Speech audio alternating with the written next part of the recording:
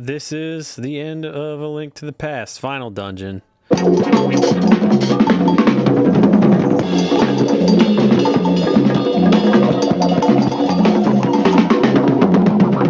Where I will make my final decision if this game is a work of art or not. I'm just gonna plow into this bad boy. What you missed last time was I played the last 3 dungeons of the Dark World out of order for the first time, which probably wasn't super entertaining because it was a lot slower and more difficult than I realized, because I didn't have this beautiful blue tunic and my lime green belt and my lime green gloves. So my memory of this dungeon is that because in the Dark World, I've been exploring like what are the themes of the dungeons, what's the design idea, and I came to the conclusion that I feel like they were probably conceived separately by different designers, the way Doom was, because they all have such a different vibe about like what their theme of puzzle solving is. And this one feels similar to Death Mountain in the first Zelda game, where it just felt like just throw a bunch of stuff at them, don't just make it work. I don't know, we just need something hard. Dropping so many sprites that it slows down,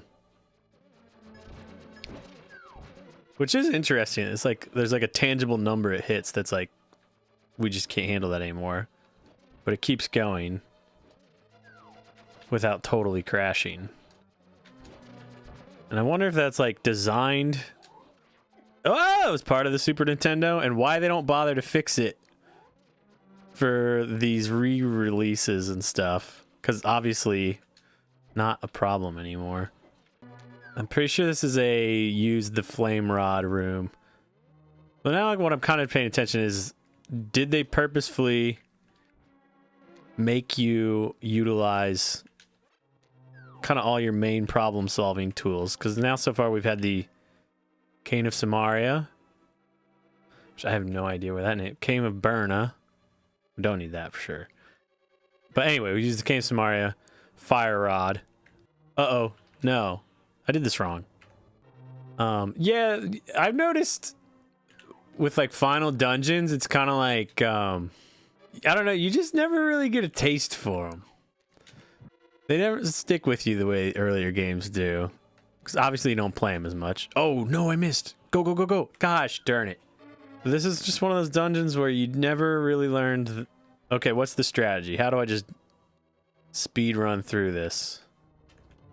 Because it's a little bit convoluted in design and you see it the least.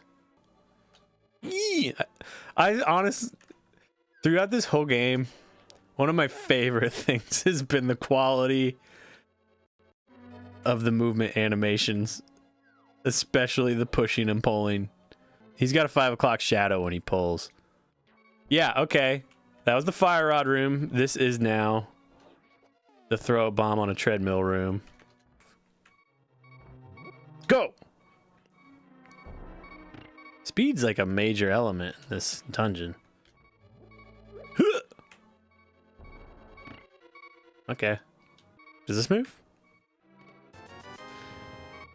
Just the worthless treasures make me feel off kilter.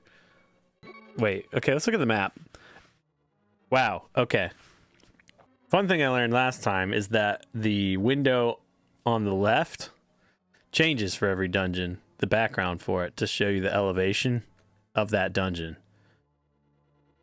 This one is at the top of the mountain, but it looks like it's built into the mountain, but whatever. It's still cool. Still a cool element.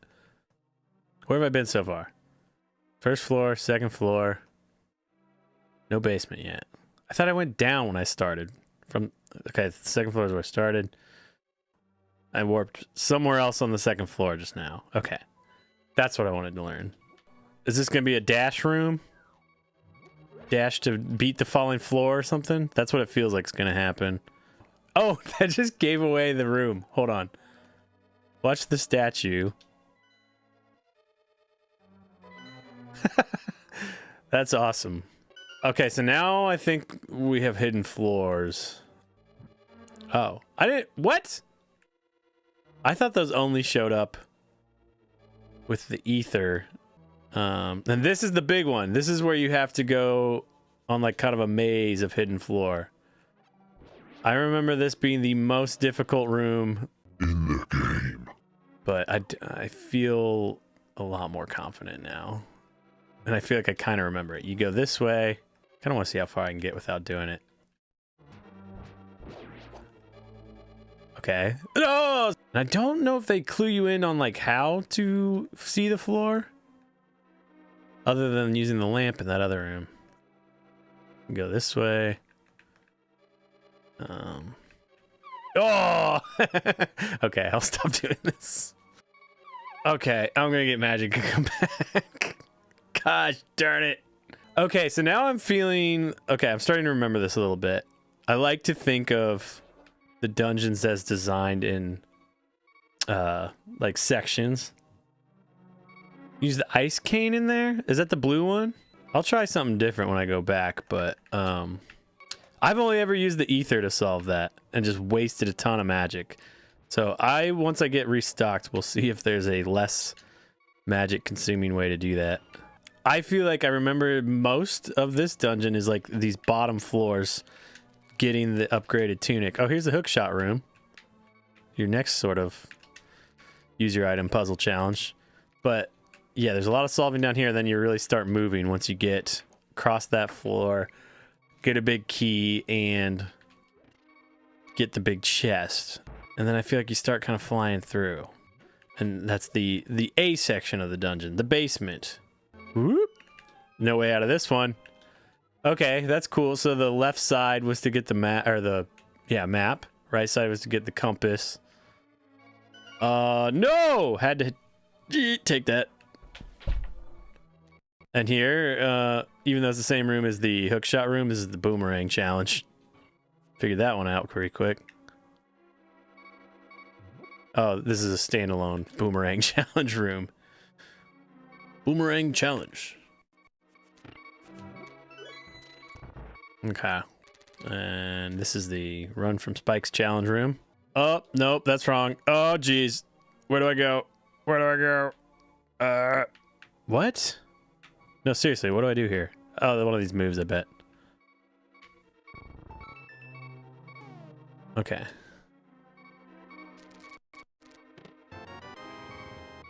I don't like a guess and check puzzle. It's just cheap. If there's no way I can solve it without like preconceived information, seems kind of like it just seems cheap. Seems lazy. Whoa! Did not expect that. What up, treasure room? Okay, well, we got the map. I forgot about that. Basically, we got to get it to this. I can't highlight it, but that one darkened room in the middle, and then I'm pretty sure that sends us flying through the rest of the dungeon. Look at how small and linear these are. Which makes me feel like basically the only thing that really has held me up or impeded any progress so far has been that I did not have magic to see that floor. I feel like the whole purpose of this is like, just disorient him. Whatever, man. Okay, I think I've got enough magic. So, which was the other item to try here? Oh. You said the blue cane. Does the blue cane do anything? No. What about this? No, that definitely doesn't help. I know there's something else that shows it. The ice rod?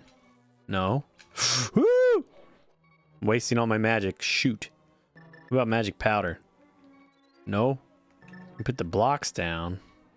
You know what? I think this is how I saw somebody do this on another Let's Play. But, like, then when I get to the edge... Oh! I'm gonna go with my original childhood strategy of ether and run. Ether, memorize the pattern, and run. Oh, it freezes those guys.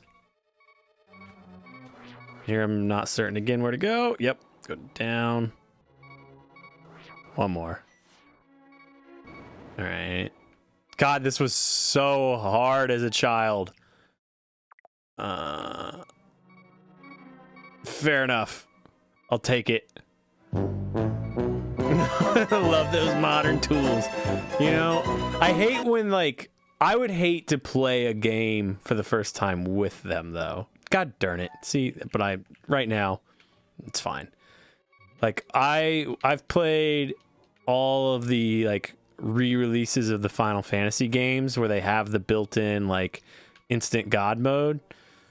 And it kind of ruins it for me because I can't resist the urge to use it. What do I do here? We're gonna use another fairy because I'm tired of the beeping. Yeah. Yeah, having less time as an adult. Not me, because I don't have anything else going on, but definitely have way more time to play video games now than I did as a kid. There we go. Okay. I was gonna freak out. I guess I already did that. Oh, now we start fighting the bosses again. A little extra gusto of ice floor. This is a very nice, I love talking about the hero's journey element of any adventure game. The fact that you reface your foes with new challenges, but you have also, whoa, your newfound skills and strengths. Even with the added challenge, it's still a little easier. Yes, yes. That's what I'm talking about. That's gonna be game right there. I mean, we can just plow through now. It's just gonna be boss fight rush. I have a feeling this is end of the A section of the dungeon. Yes! Oh, stop the beeping. I've already mentioned this, but I am glad they got rid of the, as cute as it is, glad they got rid of the bug catching net in favor of just put them in your bottle. Just swing your bottle, put them in. It's fine. Now we're back here and we can move on.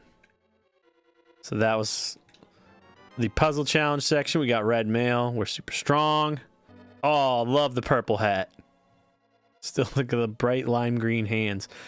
Like, just no care in the world for how much this clashes. It doesn't matter. It looks cool. I'm a treasure boy. Move! And I believe if we had gone this way first, sooner than later, we would have run into a big key door. I'm guessing is what's going to happen here. This game is acting similar to a Mario game where to up the difficulty, especially in Mario Maker, you just put spikes everywhere. Make it so that basically the floor is lava and you easily up the difficulty level. Oh, I can block them with my shield now. I was like trying to dodge them. I'll take it.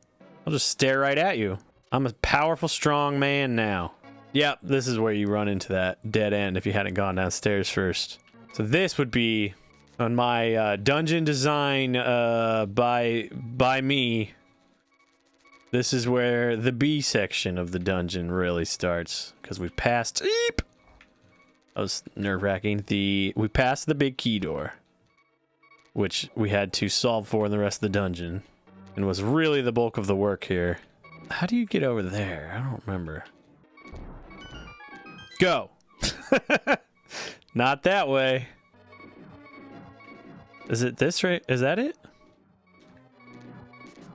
What? I've had to have known that, but like, what a, okay. That's a legitimately difficult thing to figure out. Good job, Zelda. Because that wall, or not the wall, that gap right here where I'm about to hook shot to, it looks too narrow to dash from. I would venture to guess the first time I played that, I just stared at it and got angry. Yeah, just pure, it's like almost like playing Diablo at this point. Just killing hordes of monsters thrown at you. With another obstacle added in each room. Oh, that one was good. Quick and easy. Nice work. They knew how annoying it was to navigate ice because they used it as the most difficult obstacle as they progressively added more obstacles in this gauntlet. This is like gonna be my biggest mark against this game And it's just beautiful design of motion. Everything about moving in this game is so perfect until you get on the goddamn ice. And then the problem is it's too perfect that it's not even fun to play. Here's another boss repeat where we're going to learn, oh my god, I am so powerful. My sword takes him out. Instead of 100 swings, like it was the first time, it's 2. I've gone on my hero's journey. I've almost completed the circle. And that's how I learned, is by slaying those monsters in 2 hits. Good job, Zelda. This room was weird to me that they put like the 2 weakling guards you faced 1 billion times in this really easy room. I went through it too fast, but like between all these whiz robes, it just seemed like filler because they've been amping up the difficulty. Oops, I needed that. Oh well. Then all of a sudden they just a couple baby rooms, just like dash through. Whatever, don't worry about it. I feel like they passed the design off to somebody else in that room. Or in that floor. It was just like, meh. Uh-oh. Oh, jeez. Why would you do this to me? Like a room like that, it's like you can't... You can guess, but you're probably not gonna... Probably not gonna do it right on the first try. Alright. Is this the last boss I deal with? What floor am I on? I haven't really been paying attention to that. I'm on 6... 6 of 7, and if I fall here, I'll fall to a big room below, it looks like. That's it. Wow. This is way easier than I remember. It's been my experience with most of the dungeons in this game. Yep, that's that. But I don't think it takes away from it in any way. I still think they're really, really... Why? Why are you holding me up like that?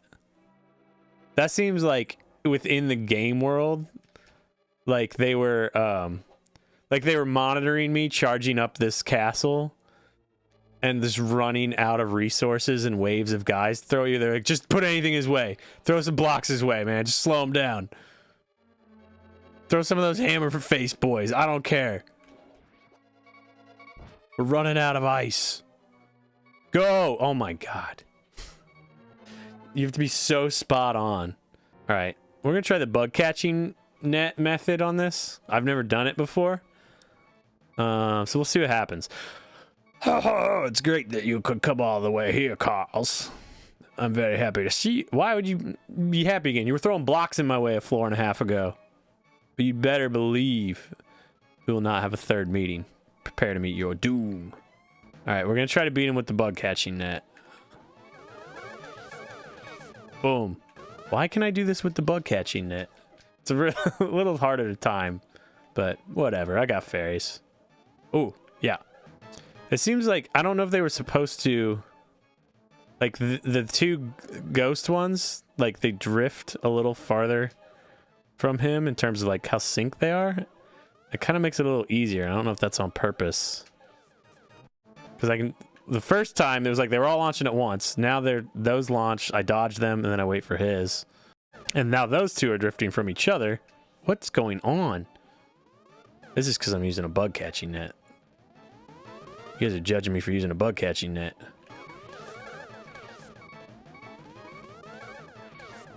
There we go. Is that game? Well, at least this guy. Peace out, dude. Now, I don't really get a good explanation for why Ganon lived in this wizard, why he becomes a bat, but I like that I can keep running after him. Oh, my bird.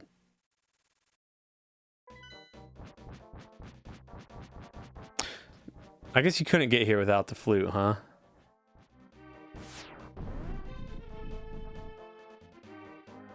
And there's the last boss. It's weird that they just leave a hole to the last boss. No dungeon leading up to it.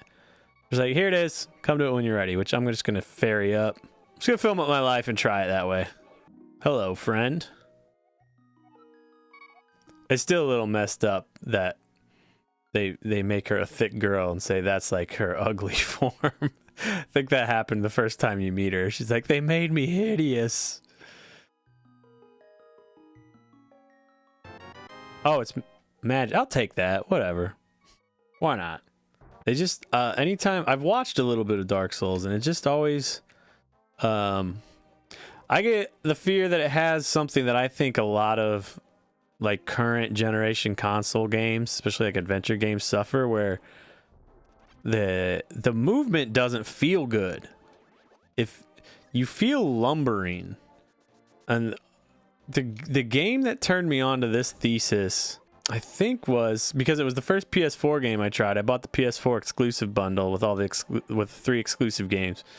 Came with Horizon Zero Dawn, Spider-Man, and The Last of Us. Oh no, it was, and I think God of War. Did it come with all 4 of those? I think so.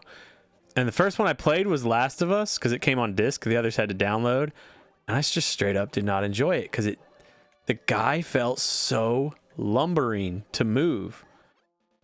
It was not fun to move the character, which after playing this game, why am I doing this? It's just so key. And I said it, I think the first day I started playing this game, like, the real gamers make jokes about like Nintendo makes baby games, but you know what, they make them fun. And like 60, 70, 80% of that is in a mainline Nintendo brand, Nintendo developed game. The main character just feels good to move around. I first remember realizing that in Mario Galaxy and how perfect the movement was in that game. I don't know if I got this heart piece yet. And the fact that I just wanted to just jump around the planets and just feel like experiment with the gravity. I was like, oh, this is Nintendo's thing. Make it feel fun in your hand. It's the most important thing. And all those PS4 games from just random assortments of more modern AAA developers do not like even think about that. Except Spider-Man, that game's dope. Nintendo will spend years prototyping how something feels. Yeah, man. Mario Galaxy, I just wanted to just jump around in circles forever. Anyway, I never imagined a boy like you could give me so much trouble. It's unbelievable that you defeated my alter ego Agnem, the Dark Wizard, twice. Just an alter ego. Whatever. No other story, no further explanation. I don't care, because my guy feels good to move. I'll never give you the Triforce. I'll destroy you and make my wish to conquer both light and dark worlds come true without delay. Fun story. Nintendo Power. Whoa! Used to do gaming challenges before we had internet. And one of them was basically, could you make it to Ganon? I forget what the prize was. I think you could get like the things that you could get, like maybe they had prizes you could get with like Nintendo Power stamps that came on every magazine, and maybe you got one of those. But the challenge for the Link to the Past was, can you make it to Ganon with the minimal number of hearts, meaning without getting 4 or more heart pieces and getting an extra heart. And so you just had to take a picture of your screen and mail it to Nintendo with however many hearts that is. Like, I think it's 12 or 13 or something from this fight. And then you got the prize. And I did it. And I mailed mine in. I used a disposable camera. I don't remember what I filled the rest of the film up with. But I took it down to the Walmarts. Got my 1-hour photo development. I got it back. I remember there was a streak of light across it that blocked out half the screen. Because I was a dumb child and didn't know how to take pictures. But you could still see where I was. You could see the hearts. And I sent it in. And I don't think I got my prize.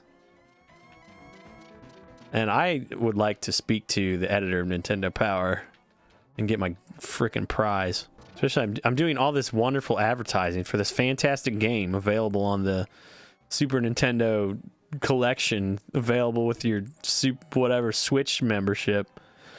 Anyway, you're doing well, lad. But can you break through this secret technique of darkness? I did it in the last game. Let's go, son. I forget if I have to do anything like light them up or... I don't know. Oh, wait. Can I light these and bring them back? Yeah. Not a strong technique, dude. Oh, wait. I can hit him now. Oh, no. Ooh. These are actually not at all difficult. That last dungeon was 10 times more difficult than this. Because I'm pretty sure this is as hard as it gets. Another nice thing Nintendo could do is as they re-release these games, they could introduce some quality of life changes that in this game should have been in the first one because they don't use the R and L bumpers. You should be able to cycle through your weapons with those. Ooh!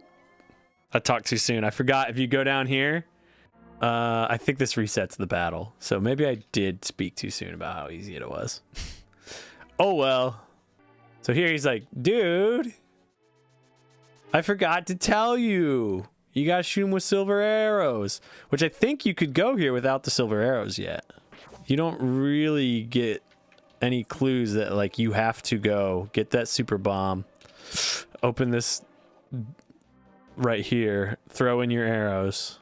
I think your only real clue for that is that you've used the waterfall of wishing before, and when you get here, you've learned I need silver arrows. Where should I be able to get silver arrows? And you find another pond, you think, well, I could wish for things before. Maybe I can do it again. All right, we'll do it from the start one more time. If I fall down again, I'm rewinding. I just wanted to remember if it does totally restart. Whoops! Wrong button. That's fine. Yo. How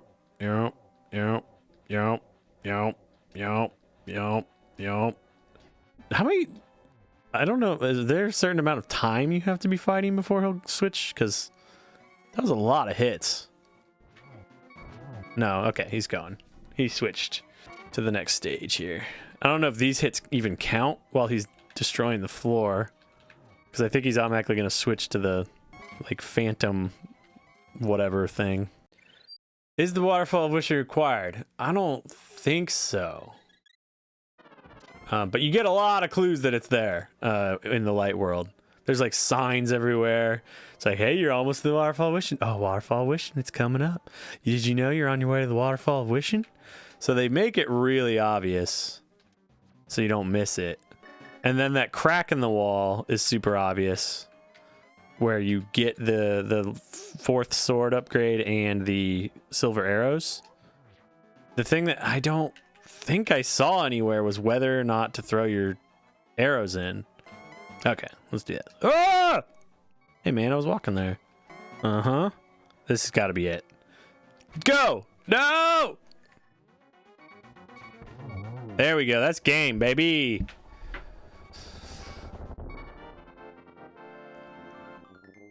I'm very excited about this ending. This was, I think, all-time greatest video game ending for years for me. There we go.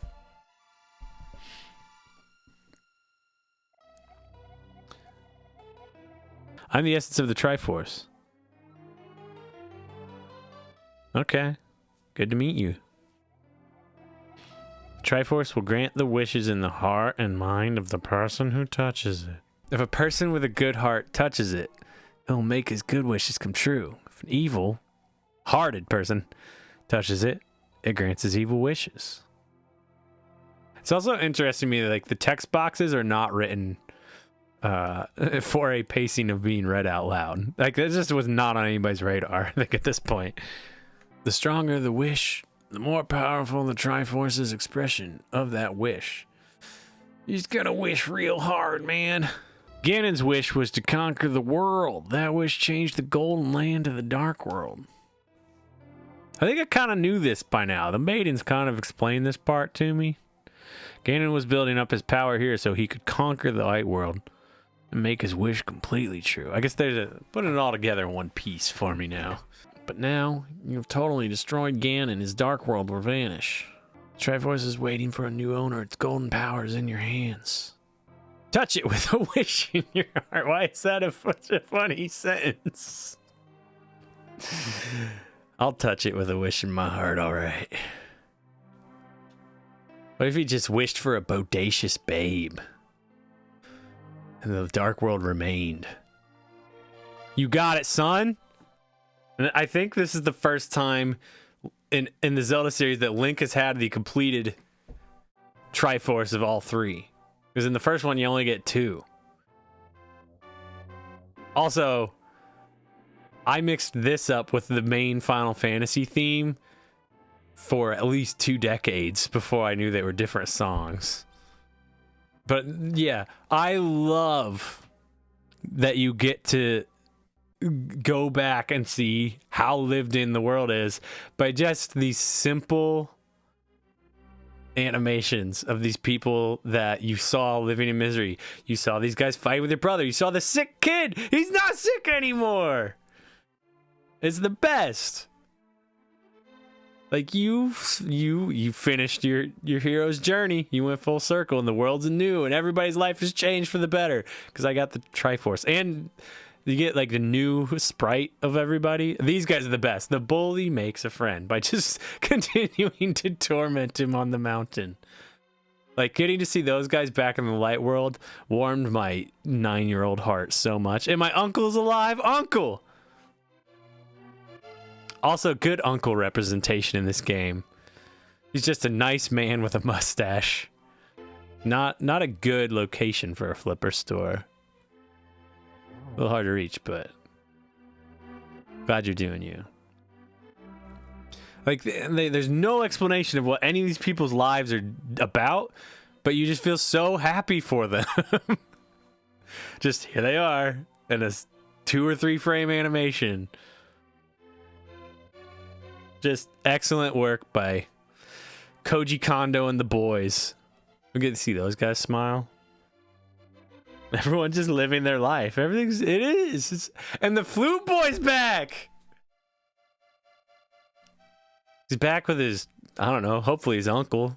A lot of good uncle representation going on.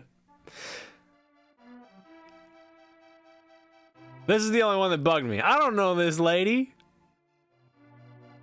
I just had to keep throwing rupees at her. She just robbed me for hundreds of rupees. These guys are still hard at work. That's good. They're thanking me. Breaking the 4th wall to thank me. I appreciate it. That's not the bug catching kid. That's not either. Like, this is the longest lingering one. This is the one we've all been waiting for. Yes! The bug catching boy! Look at that jump. He's going full 90-degree angle turn of his legs. What a happy young man. Like, this sounds so much like the Final Fantasy theme. It's like copyright infringement. What is that guy? What's his deal? Who is that guy? Why does he have glasses? Like, they had to have planted that for like a programmer or something. Right? And the Master Sword sleeps again. Forever. Well, no. You lied, game. Because it's going to wake up like 20 more times.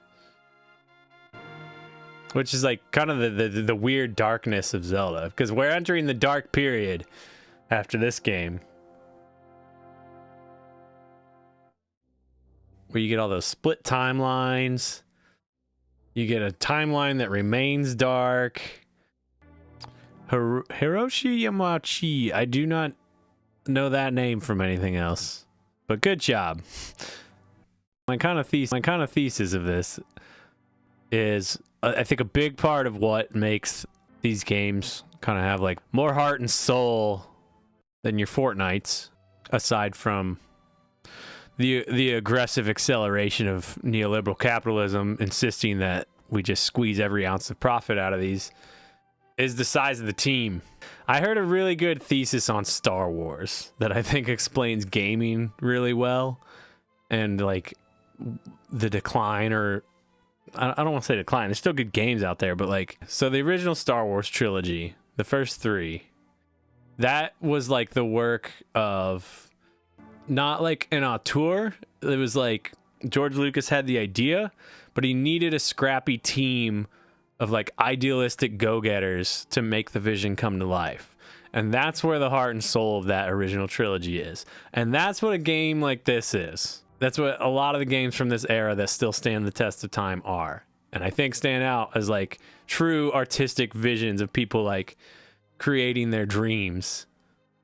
And then you had the next Star Wars trilogy, which I think gaming's, I don't know how much it slid into this, but like that was where George Lucas and people around him decided, like, you hit gold, we think you are a true auteur, so we're gonna let you run wild and do your thing. And it turned out he's not. It turned out when they gave him full control, it was a hot mess.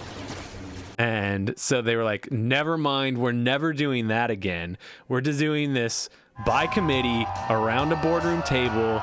We're looking at like sales data and demographics and who we need to sell to. And it's all going to be about vertical corporate integration. And that's the third trilogy of Star Wars.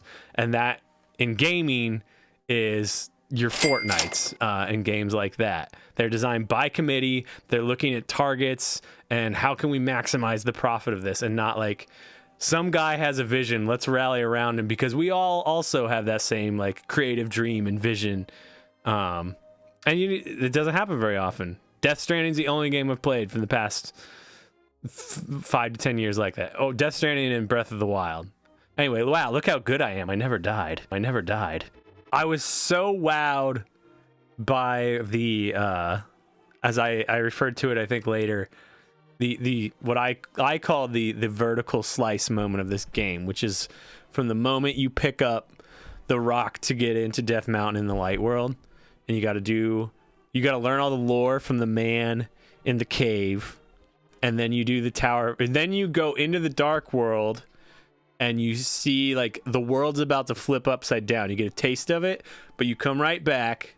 You do the Tower of Hera, which is, like, the hardest dungeon to that point. And it's, like, the most puzzly dungeon at the point. And then when you finish, you just, like, right away, you want to launch into grabbing the Master Sword. And then you get called to the castle. All this just feels so, like, rushed. And then you get to the castle, and it's this gauntlet, like, enemy rush. And then you warp to the dark world, and you're in this, I don't know, like this new scary place. And then it kind of slows down for a while. And I thought it's still all great, but I don't know if you could keep that up the whole time anyway. But once you get to the dark world, it is kind of like, all right, it's kind of lumber through all these dungeons. And I don't know if it's like, maybe there's need to be less dungeons or what. But I think I might play Ocarina of Time too before I move on from Zelda entirely. To see, because I feel like the dungeons got more difficult puzzle-wise in that game. Whereas this game introduced the concept of like, give them the item, then they use the item to solve everything, which made the dungeons really easy. And I think Ocarina of Time found a way to make that more difficult using the 3D space. But I also feel like that's moving into the period of that sort of like arrogance that I was talking about with the Star Wars prequel era. And I know that game's a masterpiece and it's great, but I think it suffers some like overindulgence and overexcitement about 3D and what 3D can do that doesn't hold up quite as well. And I'm going to look at that. And before I do it, though, I'm going to play Donkey Kong Country. I feel like that game was the catalyst into, or one of the catalysts, into the we don't care so long as it's 3D universe of gaming, that an era of gaming that broke a lot of brands and a lot of franchises until like at least the like PS3 era and like that era of PC gaming.